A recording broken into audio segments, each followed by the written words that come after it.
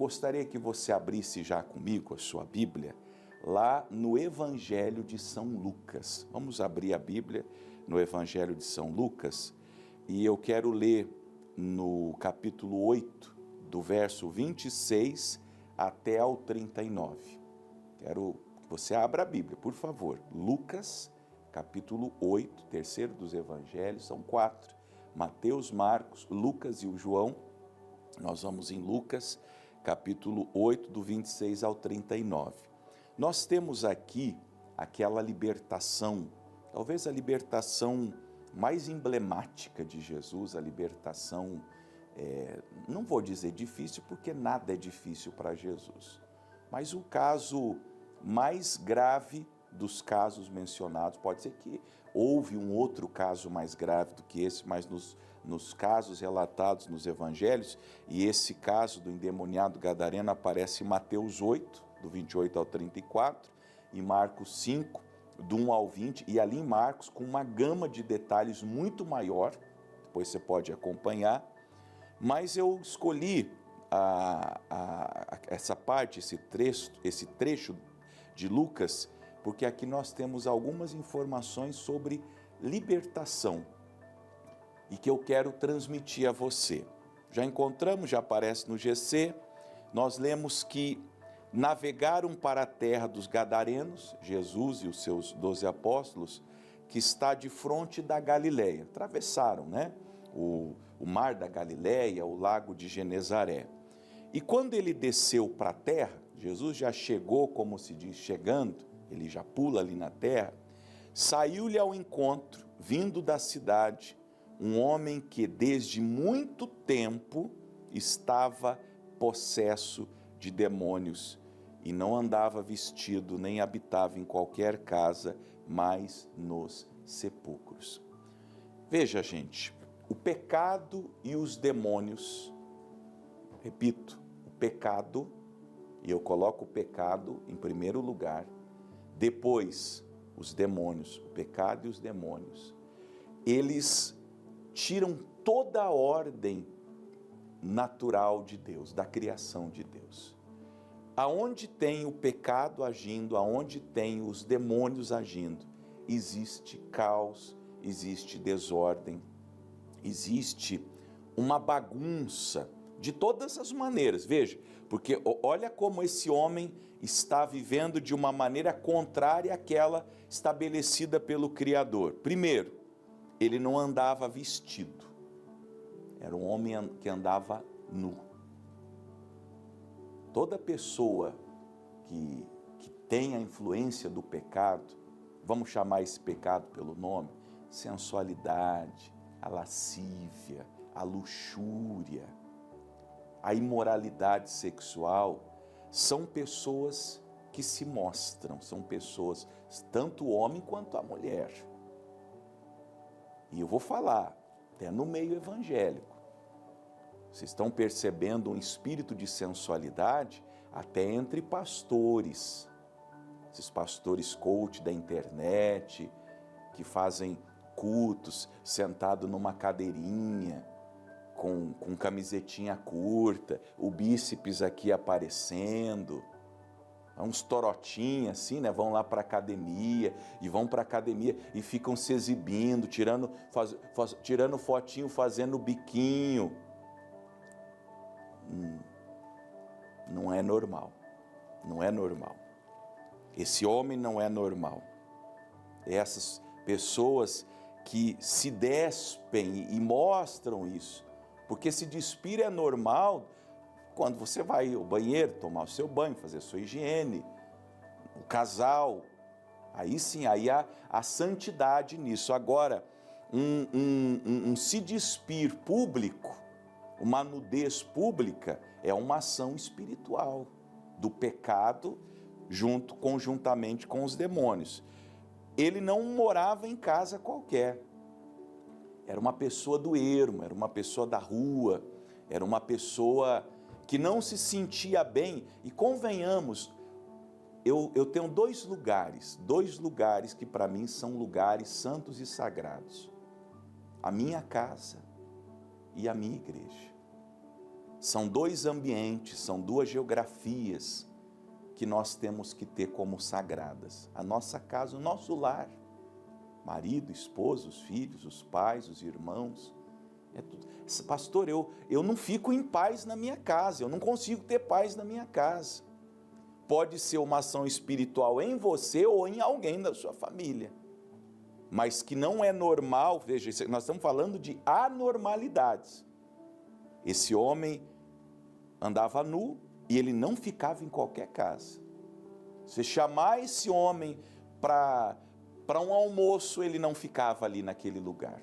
Onde as pessoas se sentavam ao redor da mesa para uma refeição, para conversarem, para bater papo. Se você chamasse ele para a casa de Deus, para o culto, vamos lá na igreja, ele não ia na igreja. Ele não gostava de estar com pessoas, ele não gostava de paz. E se ele ficasse, era impossível, mas se ele ficasse, ele ia brigar, ele ia discutir. Por isso que ele sempre estava na rua, ele sempre estava nos sepulcros. A Bíblia fala no outro texto lá de Marcos, que eu disse para você ler, do capítulo 5, do 1 ao 20, que ele ficava andando pela rua, de noite, de dia, subindo o monte. É uma região montanhosa em Israel, você veria ele lá no cume do monte, gritando, uivando, parecendo um bicho. E quando ele viu Jesus, ele prostrou-se diante dele, exclamando e dizendo com alta voz: que tenho eu contigo, Jesus, filho do Deus Altíssimo? Peço-te que não me atormentes, porque tinha ordenado ao espírito imundo que saísse daquele homem, pois já havia muito tempo que eu arrebatava. Olha que triste. E guardavam-no preso com grilhões e cadeias, mas quebrando as prisões, era impelido pelo demônio para os desertos. Só controlando mesmo. Agora, nessa parte eu quero fazer um comentário. Quando ele gritou, não me atormente, será que era só o demônio? Será que eram só os demônios? Não. Aquele homem também. Pastor, onde o senhor quer chegar? O senhor está dizendo que eu estou endemoniado? Não, eu espero que não. Eu espero que não. É possível que possesso 99,99% de vocês não estejam. Mas que há influências em muitos de vocês, disso eu não tenho dúvidas. Não à toa, o Espírito do Senhor me trouxe aqui para lhe dizer essas palavras. O pecado que você ainda comete, ou os pecados que você ainda comete, ou que ainda se manifestam em você. Vou dar exemplo. Você é uma pessoa muito iracunda, colérica, traduzindo, briguenta. Os demônios te influenciam nisso. Sempre está acontecendo alguma coisa, uma provocação no trânsito, uma provocação no trabalho. Coisas que não aconteceriam se você fosse uma pessoa mansa, sabia? Quando você se torna uma pessoa mansa, já não é mais uma tentação. Essas provocações espirituais, elas não acontecem. Vou dar mais um exemplo. Você é compulsivo para comprar, para ter, você é invejoso. Você vê alguém postando que comprou um carro, você quer comprar um carro. Você vê alguém postando que comprou um objeto, você quer comprar. E o diabo trabalha nisso aí.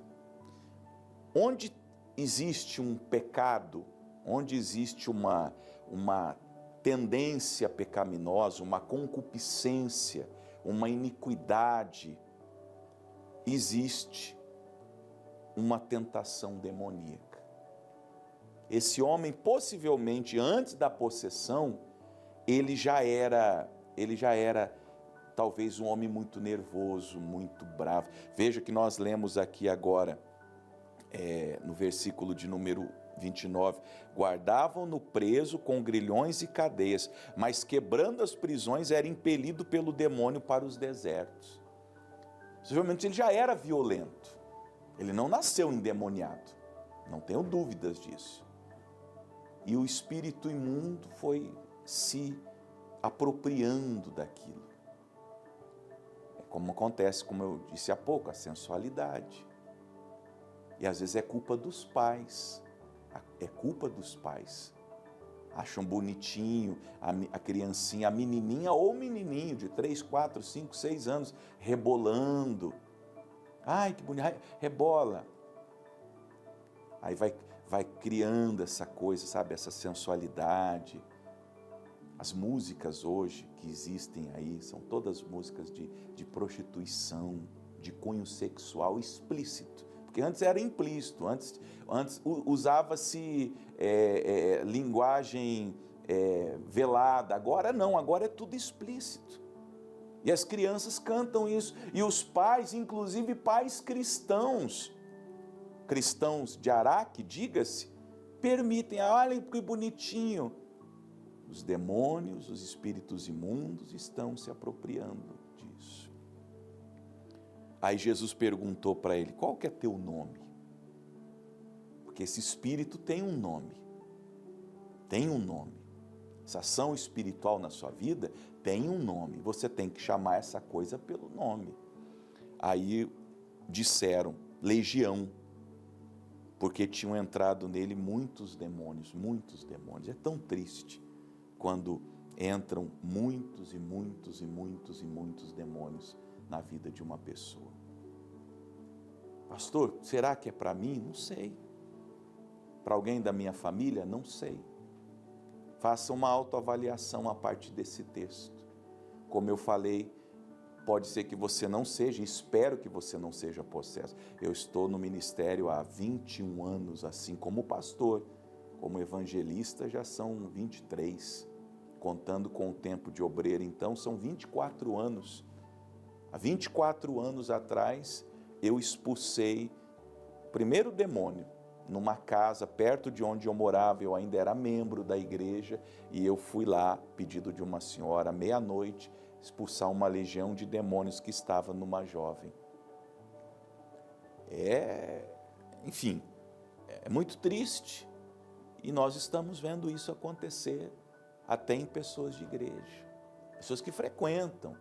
Por isso que eu aproveito para dizer, você tem que frequentar um lugar, uma igreja, uma denominação, onde o poder de Deus se manifesta. Eu recebo pessoas aqui de denominações que, se eu falar que vocês conhecem, são denominações importantíssimas aqui, grandes na cidade. Os pastores são pastores famosos, são pastores grandes aqui na cidade, mas quando os membros deles vêm aqui participar de um culto, os demônios manifestam. Eu ouvi coisa assim, pastor, mas eu estou tantos anos lá na igreja, 20 anos que eu frequento lá, nunca nem senti nada, eu entrei aqui na tua igreja, o senhor começou a pregar essa coisa, eu não sabia que eu tinha essa coisa. Pois é, libertação.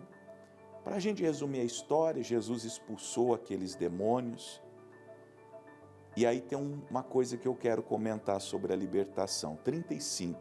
E saíram a ver o que tinha acontecido, os concidadãos ali da cidade, e vieram ter com Jesus e acharam então um homem de quem já havia saído os demônios, vestido, olha só, ele andava pelado, agora ele está vestido. Ele era louco, agora ele está em juízo. Ele não ficava parado em lugar nenhum, uma pessoa inquieta, sabe aquela pessoa inquieta?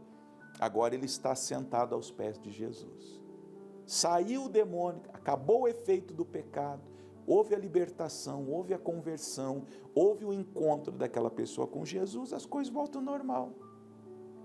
Pastor, será que a minha vida vai voltar ao normal? Claro que vai. É só você parar de pecar e você ser liberto. Volta do jeito que Deus quer. O plano volta ao normal. O plano original de Deus, inclusive para a sua vida, volta a ser o que sempre foi, o que sempre esteve no coração do Senhor. E toda a multidão da terra dos gadarenos ao redor lhe rogou que se retirasse deles, porque estavam possuídos de grande temor. E entrando Jesus no barco, voltou embora.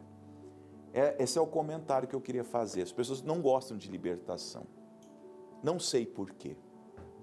E eu falo isso com meus colegas pastores, eu não entendo por que pastores, grandes denominações evangélicas no Brasil, por que as pessoas não gostam da libertação? Porque quando Jesus está entrando no território delas, para libertar, para curar, para que a presença dele afaste essas coisas ruins, essas pessoas rogam para Jesus. E eles tinham visto Jesus fazer libertação.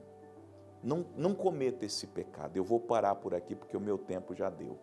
Mas não cometa o pecado de expulsar Jesus quando Jesus está entrando na sua vida, na sua casa, na sua família para fazer libertação. E uma das coisas mais importantes que você está precisando é libertação.